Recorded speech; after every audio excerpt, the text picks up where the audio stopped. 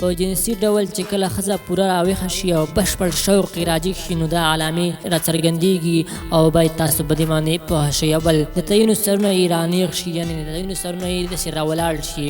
د خاص اندام دننه وړې شونډې یې وپړسېږي. بل د سترګو په سپینو کې یې ګلابي لیکې پیدا شي او د سترګو تور یې پراخه شي.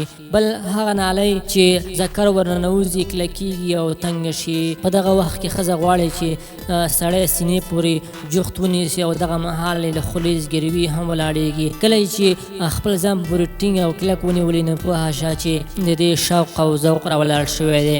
ځینې وخت ښځه داسې حرکتونه غوره کوي چې تر دې د مخه یې بد ګڼلي. په دغه وخت کې ساه لنډه شي او د زړه درزا یې زیاته شي. د یوې ښځې په جنسي پارونه او پېښونه کې 10-12 دقیقې لګېږي، خو که پورتنۍ نښې ووینئ نو باید سملاسي کوروالی پیل کړئ، خو په دې شرط سره چې د ښځې د میاشتنۍ مرض یا حیض نه وي راغلی. نو که چېرته دغه مرض راغلی وي نو په دغې څخه بیا الله جل جلاله منې راوستې ده تر هغې پوره تر څو هغه پاکه شي.